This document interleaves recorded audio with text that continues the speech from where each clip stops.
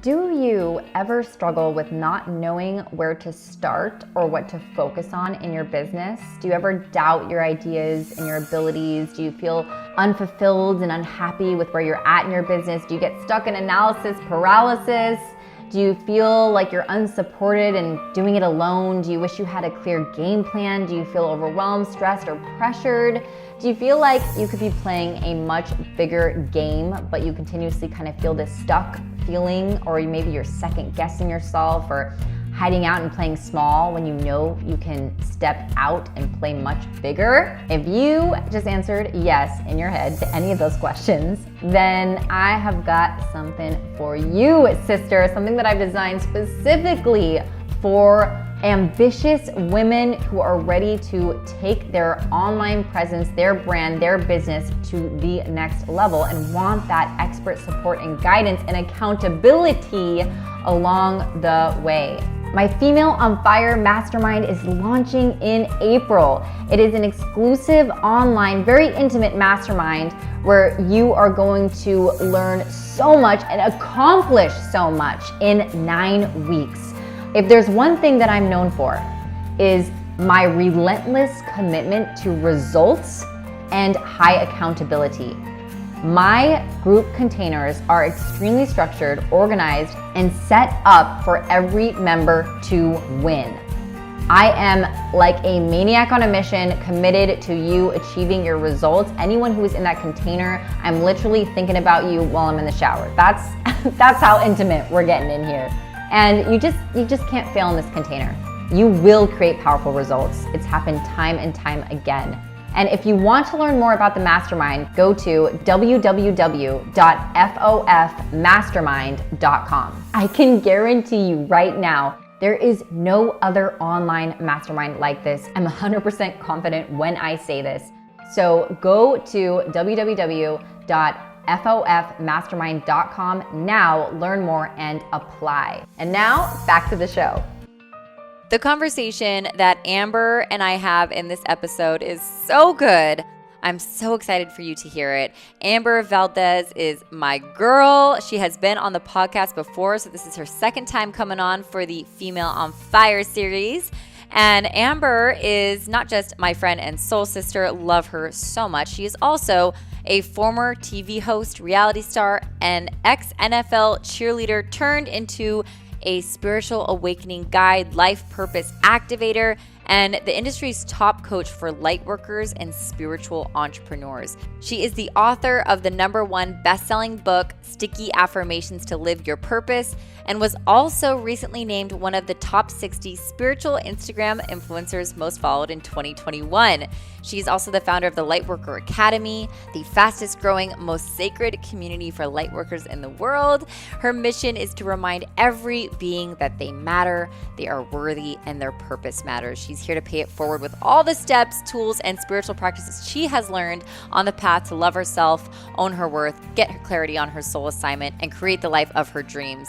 And I gotta say, make sure that you have a pen and paper while you're listening to this episode, because we give you a lot of juicy tools and processes, journal prompts. So make sure you're taking notes and get ready to go deep. Get ready to face your shadows, because that's what this episode is all about. And the way that Amber and I flow back and forth about shadow work and about the importance of this work, and also what we've grown through in facing our own shadows, is just ended up being a beautiful conversation. So I'm really, really excited for you to hear it.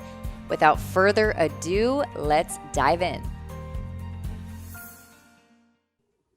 Yay! I got my sister with me today, Amber Valdez. Welcome, babe. I'm so excited to have you on the show for a second time.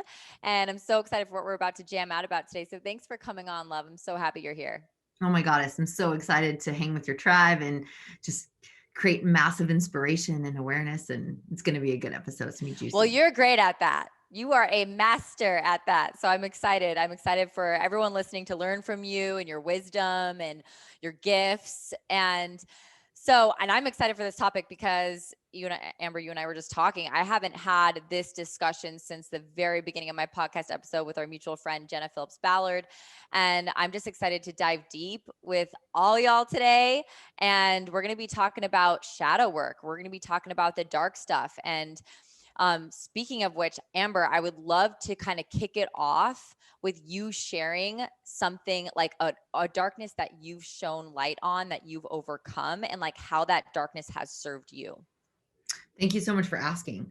So shadow work is something that I do often, and I really believe it's the key to our freedom and freedom to be who you want, freedom to create whatever you want. Anything that's holding you back, I truly believe shadow work is that door you get to go through to be on the other side of it. So, I mean, I feel like my whole childhood was a bunch of shadow work, but really when I was having my dark night of the soul journey, and I had really come to grips with not mourning my dad's death, finding out that my boyfriend at the time was a sex addict, finding out that I didn't want to be on TV anymore because I was a TV host and a reality star. Basically, every part of my identity and my mask was dying. And that was extremely confronting, and it was very painful. And for a long time, I wasn't being honest about those things. And so through facing off with it, through giving myself full permission to be angry, full permission to be devastated, full permission to be heartbroken, and like really give myself permission to face off with the feels, the anger about my dad dying, like giving myself permission to be angry about that, which is something I felt so much guilt and shame about, giving myself permission to face off with the things I did in my past that I swore that I would never let anyone know about. Even from getting an STD from an ex-boyfriend, which is something I've never even spoke publicly about on any podcast or on anywhere publicly. Avoiding that caused me to stay in a relationship that I was being abused in for so long, being so scared for people to know the truth, for others to know the truth, for me to even be honest about the truth. And on the other side of facing off without guilt and shame, and literally standing in front of a room of 150 people, buck ass naked, which is not what I'm saying any of you need to do, get to do, or bless you if you choose. Yeah. That was the most traumatic. Okay, let me take that back. That was the most scary. I was going to say scary, frightening, AF, vulnerable yeah. situation in my whole life. And through that, through being like, this is me, this is who I am, I got my power. Was I shaking? Was I quivering? Was my throat going? I could barely speak it. But as soon as I spoke it, you guys, on the other side of that was like, a million pounds came off. Freedom. On the other side is liberation. On the other side is freedom. There's so much. Well, first off, Amber, thank you for your vulnerability and sharing that. I honor you. I acknowledge you. Thank you for sharing that with my tribe and with me. And that's the beautiful part, is when we share those parts of us, it actually does the opposite in most cases. When we share, it's like it actually creates connection and it creates trust. And it's like, oh, wow, this woman's willing to share those parts of herself that maybe she wasn't proud of. And now she's owning it. And that's freaking inspiring. And that actually has me connect to her more. And there's a few things that you said, I was taking notes, that I really want to unpack, which is when you hold on to stuff, what that does. And it's like that, like the abusive relationship, that abuser, when you hold on to that, literally you are being abused. It keeps happening. It keeps happening. Right. So it's like we, until we let go of that abuser keeps abusing us. Until we forgive, until we face off with it, keeps abusing us. Yes. And thank you for reminding me of that, because it's like, and here's the deal, y'all, I wasn't even conscious. Like that was something that became to my awareness after we broke up, after I did this experience where I actually spoke it publicly, in a small group, 100 people. But it wasn't even until then that I realized that I was holding myself hostage in that relationship, in putting up with that abuse, because I thought that I was ruined. I thought no one would ever want to date me. I thought that I had to make it work, because who's going to want a girl with an STD, right? And that he gave me. And so I made up the story that I had to stay and put up with that abuse. And that's how sacred I held the secret. My ego was so committed to no one knowing the truth that I was suffering abuse and stayed in an abusive relationship for 3 years.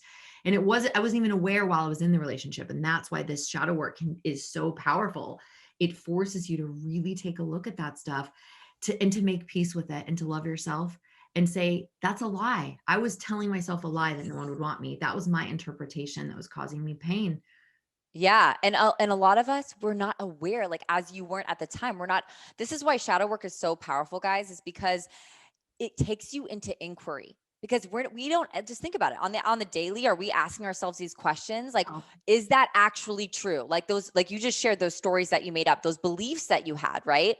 And actually the word lie is in the word beliefs. Like a yeah. lot of these beliefs that we tell ourselves are just, as you said, they're BS, they're lies, but we don't take that time to confront. So right now, y'all are walking around with all these lies in your head. It's happening right in this moment. It's happening. You're literally walking around with all these lies, these stories in your head that are freaking not serving you and are holding you back from like all the things you're worthy of having in your life. Yes.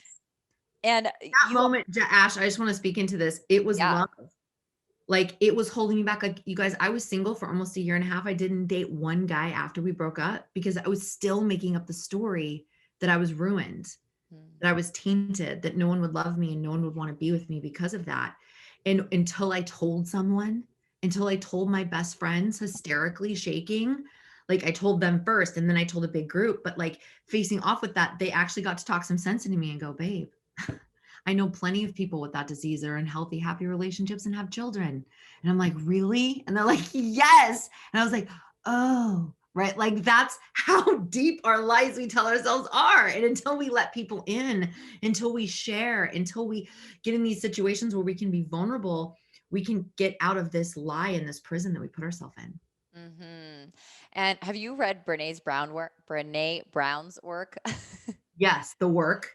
Yeah, so one thing that she says is secrecy breeds shame. Oh, girl. And Yes. and that is exactly what you just talked about, right? It's like actually by keeping it a secret, we're literally so that's a darkness that we have, and we're literally piling darkness on darkness. It's getting bigger. What we resist persists. You and I know that. And it just builds, it festers, it grows. And it's like, as you said, it's literally you're creating a prison for yourself. And when we look for evidence, we'll find it. So, you know what I'm saying? So, like, when you finally open yourself up and you share it with your friends so courageously, then what evidence were you able to find? Oh, wait, it is possible. Oh, wait, I can have that. I'm not tainted. I'm not broken. Like, yes, I can still have love. So good. So good. So, Amber, what do you think is like the number one thing or one of the top things that really hold people back from like taking themselves on in this way? Like, what have you found? I know you work with students, by the way, you guys. Amber just is finishing, I believe you're finishing right now, her shadow course. It's like a shadow course. So this is like super alive for her right now and fresh. And she's literally taking students through this process right now. And they're just coming up to the end. So you've got to witness a lot in the work that you've been doing. So like, what's a common theme that you've seen with your students and your clients? The common thing, and you hit it. What a great segue. Shame. Shame. Being so terrified that if people knew then, and then you have your own interpretation, if people knew I was molested then, if people knew that I molested someone then, if people knew that I was a thief, if people knew that I cheated, if people knew, insert the blank, I'm just making up stories right now. If people knew then, and so I've got to hold this secret inside. And do you know what is created when we hold guilt and shame? Dis-ease, weight, armor, right? It creates pain, it creates suffering, it creates us being in relationships where we're being abused. It creates the opposite of the world in which we desire. And so what I'm seeing from these students is they're so scared to be seen and for others to know what happened, because they're still feeling, and when you're scared to share that, you're still being held hostage to the past. And therefore they're shitting on their current and they're shitting on their future. The interpretation in which they are making up about themselves because they were raped, abused someone else, the story that they're making up about themselves is holding them hostage in that reality. And in the victim consciousness, right, which is this happened to me, I'm a horrible person, I'm insert the blank. In that victim consciousness, there is no opportunity. In that victim consciousness, there is no expansion into the world you want, because you're literally wearing the badge of I am a, right? And therefore, if that's your identity, you will look for evidence to prove that to be the case, and you will hold yourself back. You will keep yourself small. So what I'm seeing when these students share the thing that they swore to God that they would go to the grave with, not only do they look 10 years younger, not only do they have pep in their step, not only do they feel joy and you see smiles on their faces, they literally are free, right? In the cave we fear to enter, like Joseph Campbell shares, is the treasure that we seek. And so many of us have grown up in a society, all of us have grown up in a society where we've got to look our best, and we've got to have the straight A's, and we've got to be Mr. and Mrs. Perfect. And there is no perfection, it's all an illusion. But this strive to, if anyone knew, then that lie works in partnership with the darkness. So the ego, I believe, works in partnership with the darkness, and you could call it the devil or the dark side or whatever, to keep you stuck. Because if you're in your victim, then you're never going to change the world. If you're in your victim, you're not going to be radiating joy. If you're vibrating at victim, you're never going to make the impact you came here to make. So of course the darkness is going to continue to perpetuate the narrative of I am not good enough, I am an abuser, I am abused, I am. And so it's really, and I told my students this last week, you will not have the success you want. You will not have the love you want. You will not have the money you want. You will not have the life you want if you do not do shadow work. Yeah. Shadow work is the key to the life that you desire. And that is my invitation for all of you, is to face off, get curious, lift up the hood of what happened between 5 and 11 years old, and get curious about the stories you made up about yourself from that experience, and learn to love that. Because if you can learn to love the darkness, it will transform into light. Yes. And that is our spiritual curriculum. That is our soul's contract. We came here to learn that pain. We came here to learn to face off with that shame. We came here to transmute it and alchemize it and then pay it forward. And I don't believe that anything happened to you in vain, but you will. And Matt Kahn says it best: victims are light workers in training. And light Love workers, that. earth angels in the physical form. And Love I work that. with light workers and healers and coaches. And that, guys, really, if you really take that on and go, if you're still angry, pissed, in guilt and shame about what happened to you or what you did, you're in victim, which means you're in the third dimensional consciousness, and you're in your victim consciousness. And you will never be able to live the life you desire until you do that work. So powerful. Wow, wow, wow. That was like straight up transmission from you, Amber. I love that. So yes. Okay. So much. I was like writing a ton of notes. Guys, write this down. Write this down. You cannot overcome something that you do not first own. Okay. You cannot change or fix something that you first don't acknowledge, accept, and own that it exists in the first place. We can't overcome our darkness until we are willing to shine light on it. That's how we overcome darkness. And that's all of what Amber, that's literally, so I want you to write that down. If you can take that from what Amber shared, and so much other stuff I wrote down that I want to unpack is interpretations create your reality. And Amber and I, we just came out of so we staffed a training together, and this was like big on the final couple days. We were talking about this. It's like that's alive for me right now. And guys, everything that happens in life truly is neutral, truly. And you are the one, you are the meaning making machine. You are the one putting charge on it. And your interpretations of those neutral events are what is creating your experience, your feelings, your reality, your results. So the victim versus victor, if we say victim versus victor, which Amber was speaking into so beautifully, is victim is when somebody says, this happened to me. This happened to me. Victor is when someone says, this happened for me. And last night I actually did a webinar, and I want to share really quickly. I have a client. Her name is Dominique. She's good if I speak about this because she's public about it. She had a darkness that she held on to, had shame about for so long. She is a former opioid addict.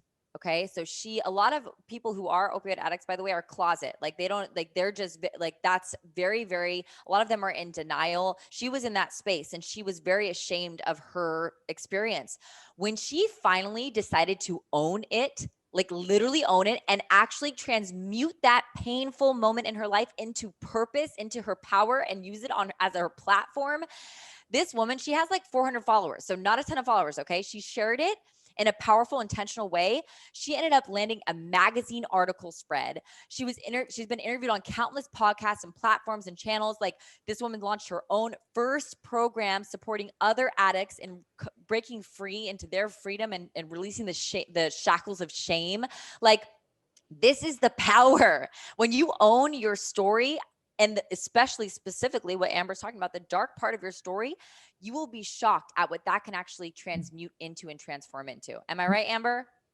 You see this time and time again. I've seen it with hundreds. I mean, I've had over 600 students graduate Let Your Light Shine Live. And it's like, they had no idea all of the weight that was being held, all of the energy that was being held in their body, holding on to the secret. It was showing up in everything, their relationship, their bank account, their business, their friendships, in their physical well-being, their mental well-being, their emotional well-being.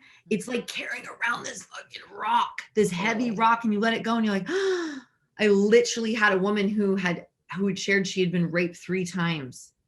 And you should hear her. She could barely use her voice. And we went through a process, and she gave herself permission to get fucking angry.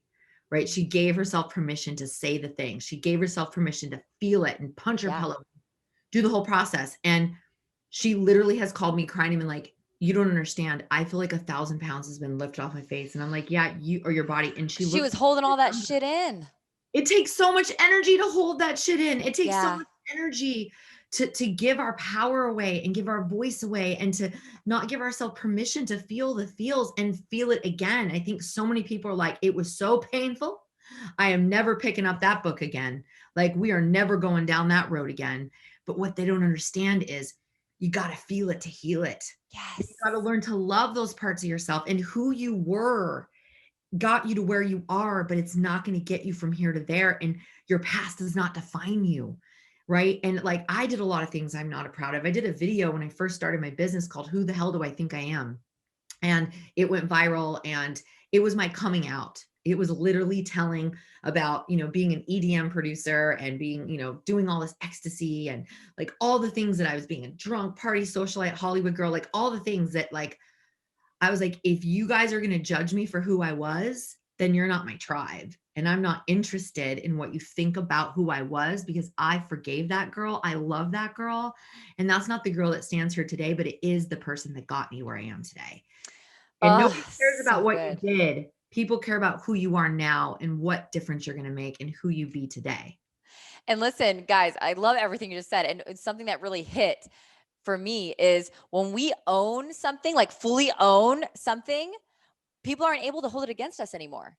Have you seen Amber, the 8 Mile with Eminem? Yeah. You remember? I think Brad just brought this up with us, or someone did, but like, and I was like, oh my gosh, I want to watch that movie. I'm like, I got to watch that again, because it's so true. They were in this rap battle, and Eminem goes first, and he just, everything that person he was battling could have held against him, he says it. He's like, yeah, I did this. Yeah, I did that. Yeah, I fucked this. Yeah, I did that. And yeah, I grew up in a trailer. Did it, like, literally says every single thing, so that when it gets to the other guy's turn, he's like, well, I got nothing. It's like, I got nothing to say. And that's the point, guys. It's like, free yourself, and you own it. You have your power. You got the power when you own it. And I was on a show, Beverly Hills Nannies, and I remember I would have my neighbor, and she was like a poli-sci major and a politics major in college. And she would prep me for when this girl was going to come to my house and bully me. And so she said the same thing. This is what they do in politics. If you just put your shit out, that's what they always talk about, getting ahead of the story. If you put your shit out that's going to come out, then people don't feel betrayed by you. They feel compassion towards you. It's like getting ahead of it, getting ahead of the narrative. So just like Eminem, no one can judge you on it if you own it. Like, and we cannot intervene in a world we cannot see, right? In a world we don't wish to see. And so it's a lot easier to ask for compassion than it is for forgiveness, right? And so we get to be honest. And what I found, even with the men I dated, including my beloved now, is that on my very first date, I came clean and told him. And I was shaking, I was crying, but I was like, this is who I am. And like, if you're not enrolled in this, like, I don't want to waste your time or mine. And not only was he enrolled, but he literally was like, this is the most vulnerable I've ever seen any woman. This is so sexy. Can I please hug you? And like Oh, gave I me just a hug got and I was chills. crying. But like, I was like, and it was hard for me to share. But that's what I'm saying, you guys. When you own who you are, people are either going to meet you there or they're not. But either way, at least they're loving you for who you Who truly you are, are. not who you're trying to be. Yes. Oh my gosh. So many nuggets. I hope you guys are taking notes and your pens are busy because holy smokes, so many nuggets. Okay. So I have one final question before I ask my actual final question with you, Amber. My question is, and you've already given like quite like little things here and there. Like what is, what is like a maybe a process or a tool or technique that's simple enough to where someone like after this podcast could like shut it off and go do it or pause it and do it right now. Maybe it's like a journal prompt that Yeah. you like, that's like really, that you work with yourself and with your students, like whatever is alive for you right now. What's something that we can action the listeners with? Yeah. I'm going to give you two things. I'm going to give you a Okay. book. So Awesome. there's We a got a bonus. book called The Dark Side of the Light Chasers, right? And Debbie Ford, and The Dark Side of the Light Chasers. She's no longer on this planet. Bless you, sister. But her legacy is this book, which has changed so many people's lives. And it really gets you to own the good, the bad, the light, the dark, the ugly, the pretty, all parts of yourself. And for me, I used to beat myself up for being like aggressive and being too much and being a bitch. And I'm using air quotes, guys, because that aggressive get shit done kind of gal, that bitchy girl gets her money back when she's being taken advantage of. That girl will make sure that her little nephew is not hurt. Like, there are parts of ourselves, our shadow, that we have made bad or wrong, but have really gotten us where we are today. And my inner child is a survivor. I grew up on food stamps, and I grew up with an addict father and abusive mother. I made it happen for myself, and so we don't want to shame all the parts of ourselves, because there's a good and bad, a light and a dark, a yin and yang of every single personality trait we have. There's a wounded self, and then there's an empowered self. And so through that book, you really start to go, wow, that bitch serves me at times, right? And that like bossy girl gets shit done, right? It's like, is she effective or ineffective in every situation is the choice, right? But really learning to love that. And for me, I used to beat myself up for being too masculine and this and that. And I was really hard on myself. But then I had to realize that a lot of that version of myself, my shadow, did get me to where I am today. And I get to be grateful for her. And honoring her. Honor Yeah. her, right? And so there's this really like coming home to like loving all aspects of your personality. And that was huge for me, because a lot of people made my personality bad and wrong. But that personality fights for my students and gets them the results they want and the freedom they want, right? I say the thing that most people won't say. And then my students end up loving me and telling me I saved their life for it. So is it really bad? Is it really wrong? So I'm excited for you guys to take a look at that. The second one, if you'd like to do a journal prompt, is to literally get honest with yourself and say, what is the one thing that I don't want anyone to know about me? Like, what is the one thing that I don't want anybody to know about me? And I would say the second prompt to that is, what's the story I'm making up that will happen if they know? Right? So what's the story I'm making up about myself, or the impact it will make in my life if they know? Ooh, right? Like, it's like, So it good. just got real, y'all. But like, Just got that's real. when I go deep. Like, we cannot no longer, guys, if we want to have our best damn life and live our best damn life, we can no longer go around the world with blinders and turning back on our past. We get to take our power back from our past and to Hell yeah. love ourselves and to love that experience and be grateful for it. So then we can use that as fuel and fire, and we can be free. And so those are the two prompts I would say that will be super supportive for you. Those are amazing, Amber. Thank you. Wow. I'm like, and can I add a third final to that? I'm like, cause those are like, I really am excited to hear from you guys. Like, please, if you like, we talked about, secrecy breeds shame. So in this moment, I challenge you, I invite you to screenshot and share your experience. Not that you have to share that secret. I mean, double brownie bonus points to you if you do, and you activate that courage. Like, share that with Amber and I, tag us on social media. We'd love to repost you and see like what that experience did for you. But also at the end of those questions, when you identify the one thing that you're scared of everyone know, and then you identify the story you're making up about it, AKA like what you think will happen if people know this about you. The third and final thing is that interrupt. Ask yourself, can I really know that that's going to happen? Can I really know that truly, with 100%, I'm talking 100% certainty that any of that would happen? Just ask yourself that question. Just answer yes or no. Just answer it with honesty. And what you will find is that the answer is no. But really ask yourself honestly, like, go through everything that you wrote and be like, well, can I know for sure that will happen? Okay, no. Can I know for sure that could happen? And it just brings you, it awakens you in that moment. You are awakened to truth. Conscious. Yeah. You're And that's actually aware. Because think about if I would have done that prompt way back then. Yeah. Right? Like, I don't want anybody to know that my ex-boyfriend gave me an STD that I'll have for the rest of my life. Secondly, the story I'm making up about myself is that no man will love me and I have to put up with this guy and be with him forever because I'm ruined. I'm going to be single and alone and not a mom and not married. And I'm going to be so embarrassed. And if my clients know they're not going to work with me, like, you guys should have literally heard the stories that were in my head. Wow. Right? Yeah. And the third thing was, is, do I know that to actually be true? And if I really put that down, the answer would have been like, well, no. I actually don't know that to be 100% factual, like, no bullshit true. Right. So how much longer do I want to let this story hold me back? I would say is even the fourth prompt, because it's a choice. And who can I share this with?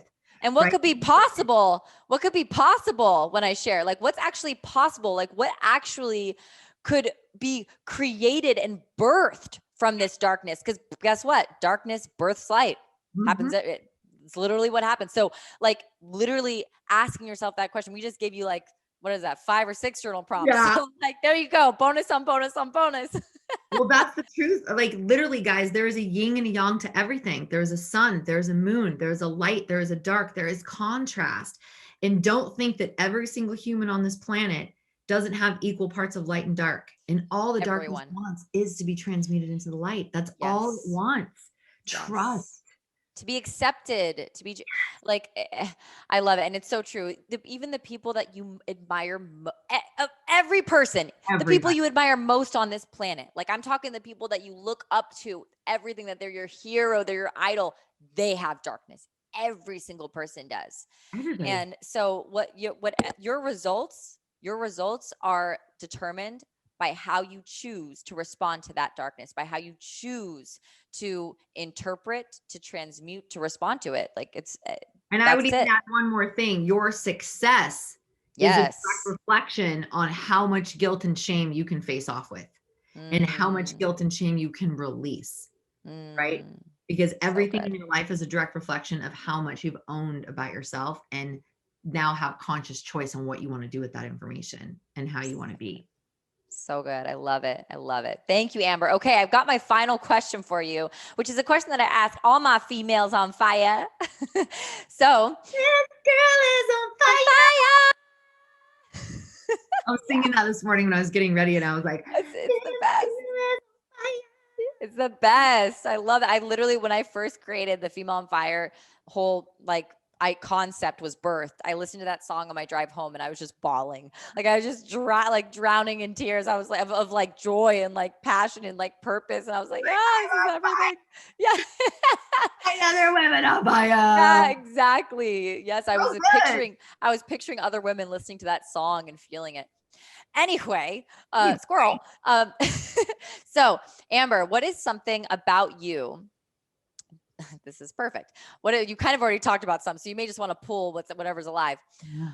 This is literally the question that I ask all my ladies in the Female on Fire series. What is something about you that you used to dim, that you used to shun away, that you used to shut down, mute, or shame, that you have since reactivated, reignited on your journey to becoming the female on fire that you are standing today? I think that one of the things that I used to dim was being honest about my past. right? Like a lot of people look at me like, oh, she makes $1 million a year and like she's got all the things. But like I used to hide that I grew up with a mentally abusive mom. I used to hide that I was on welfare and food stamps. I used to hide, that I used to date drug dealers and that I almost was killed by one of my boyfriends. Like, there's a lot of things that I used to be scared about what people would think about me and to think that I wasn't qualified because I had such a fucked up life, right? I would say I used to hide the money stuff. And I used to just hide where I came from. I used to be ashamed of that. My dad lived in a trailer, and in the backyard of my grandma's house, and I used to make up a story that because I didn't go to college and because I didn't have a healthy family, that I wasn't good enough. I wasn't worthy. I wasn't, insert the blank. And since like really owning like where I came from and it's really shifted a lot for me. And like I said, that coming out video I did, Who the Hell Do You Think I Am? Was so worried about what the girls in high school would think about me, and I used to find myself dimming myself on Facebook when I would see them come into my videos, and I used to change who I was being. I used to change the way I was talking. I used to change what I was talking about because I was so worried about what they think about me. And as soon as I was like, you know what, I am selling out on Jenny from Wisconsin. Like if I don't tell Jenny from Wisconsin how sad I am right now, or that I was in a relationship with a narcissist, and if I don't be honest about that, then Jenny's going to feel alone. Then Jenny's not going to feel like she's going to feel crazy, right? And same with the spirituality stuff. I know a lot of people are out in the world with their cards and their crystals and all that stuff, but when I first started out, guys, that was not the case. Like it was way woo-woo. It was like out there. And I was just like, this is who I am, right? Like I am spiritual and I say fuck. Like I am spiritual and I cuss. I'm spiritual and I get angry. Like I don't just wear white and I'm never triggered all day long. Like I show all of my stuff. Ashley knows, like I'm like, totally. I love you, but I'll fucking cut you. Like you know what I'm saying? Like I know that's extreme, guys, but as soon as I stopped trying to be what I thought spiritual needed to be and what I thought I needed to look like, and started just being like, yo, this is who I am. If you don't like my flat bill hats, you don't like my sometimes really big expressions and using the F word and all the things, and then you're not my tribe and it's all good. And so that was, I would say, is really owning all parts of myself. Yes, a spiritual girl can be wearing a flat bill cap and Converse and doing Kundalini and breath work. I don't have to be like sitting on a mountaintop wearing all talking like this. Like that's who I am. So really owning who I am, putting it out there and being like, take it or leave it. I love myself. Your approval means nothing to me. I don't need your approval. I just get to show up and be who I am, has been not only a game changer for my self-confidence, but and all the pressure that came off of trying to be something for my family and Sally from high school and everyone else. It's not only created so much freedom, but it's created more success, more tribe, more epic friendships, more abundance than I could have ever thought of by just being me and stop trying to be what I think everyone wants me to be. And I think that's key to activating your fire and to inspiring others to do the same. Quit boxing yourself in, guys, because when you sell out on yourself, you're selling out on your people. It is time to free yourself. Thank you, Amber, so much for shining your light on all of us today in this episode. I love you, sister. I appreciate you. Thanks for coming on. And to all my ladies listening, we'll see you in the next episode.